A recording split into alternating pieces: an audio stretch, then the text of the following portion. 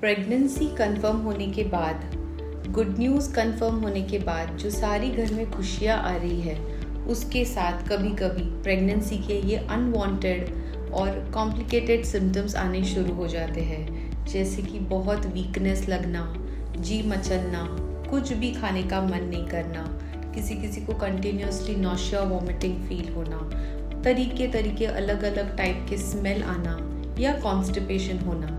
ये सारी चीज़ें फर्स्ट ट्राइमेस्टर में बहुत कॉमन है, specially 7th week of pregnancy में। तो आज इस वीडियो में हम देखेंगे 7th वीक में आप प्रेगनेंसी के पहुंच गए हो तो आपके शरीर में क्या क्या बदलाव हो रहे हैं, बेबी का साइज़ कितना है और ये जो होने वाले बदलाव है हम कैसे इसको कम कर सकते हैं। मैं हूँ doctor Neha Jadhav, obstetrician, gynaecologist और IVF स्पेशलिस्ट। पिछले 10 सालों से पिंपले सौदागर पुणे में प्रैक्टिस कर रही हूँ। जैसे हमारी प्रेगनेंसी आगे बढ़ रही है, उसी तरह हमारे शरीर में एक प्रोजेस्टेरॉन नाम का हार्मोन भी उसके साथ बढ़ता है।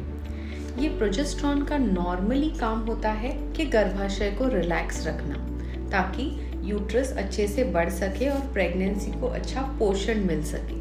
पर इसका शरीर पे होने वाला एक साइड इफ़ेक्ट होता है कि ये बाकी के स्मूथ मसल्स को भी रिलैक्स कर देता है। जैसे हमारे इंटेस्टाइन्स होते हैं, इनकी जो मोटिलिटी है वो स्लो हो जाती है, जिसके कारण खाना हजम नहीं होता। बहुत बार ब्लोटिंग जैसे सिम्टम्स होते हैं, थोड़ा नॉशिया वॉमिटिंग फील होता है या फिर किसी को कॉन्स्टिपेशन होता है। ये इसके कारण हमारा इंटेक कम हो जाता है, हम ज़्यादातर के नॉर्मल खाना खा नहीं पाते, पानी का सेवन कम हो जाता है, जिससे और भी एसिड लेवल बढ़ जाते हैं, डिहाइड्रेशन होता है। तो हमें इसमें क्या क्या प्रिकॉशंस लेने चाहिए। भले ही ये सारे सिम्टम्स हमें फील हो रहे हो, पर फिर भी हमें एवरी डे 2-2 घंटे में थोड़ा स्मॉल फ्रीक्वेंट मील्स लेना ज़रूरी है। पानी का सेवन नॉर्मल रखना ज़रूरी है। और अगर आप रेगुलर एक्सरसाइज कर पाते हो तो ये बहुत ही अच्छी बात है।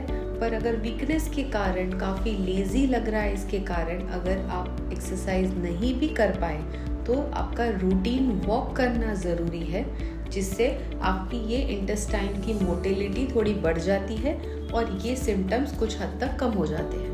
अब हम देखेंगे कि बेबी का साइज़ क्या है 7 वीक्स में और बेबी के कौन से ऑर्गन्स डेवलप हो रहे हैं। बेबी का जो साइज़ होता है वो बहुत ही छोटा होता है, ऑलमोस्ट 1 सेंटीमीटर लॉन्ग, यानी एक छोटी ब्लूबेरी जितना होता है।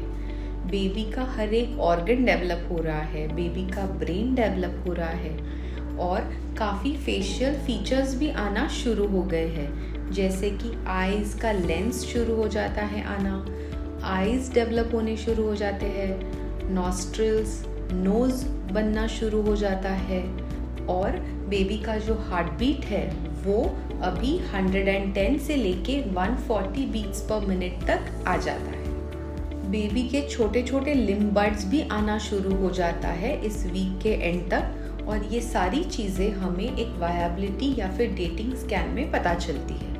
थोड़े काइंड ऑफ एक्सरसाइजेस करना, योगा, मेडिटेशन, स्ट्रेचिंग, इन सारी चीज़ों से आपकी बॉडी जो है वो काफ़ी हेल्दी हो जाती है और ऐसे होने वाले सिम्टम्स प्रेगनेंसी के कम हो जाते हैं। सो टू बी डैड को मेरा ये कहना है कि आप इस मोमेंट में आपके वाइफ के साथ रहे, और आप अभी सिर्फ हस्बैंड वाइफ या कपल नहीं हो, बल्कि आप पेरेंट्स बनने वाले हो। सो ऐसे मोमेंट पे आपको आपके वाइफ के साथ डॉक्टर के पास जाके वो एक गोल्डन मोमेंट के लिए एक्सपीरियंस करना है, जब आपके डॉक्टर आपके बेबी का फर्स्ट हार्ट बीट आप दोनों को सुनाने वाले हैं।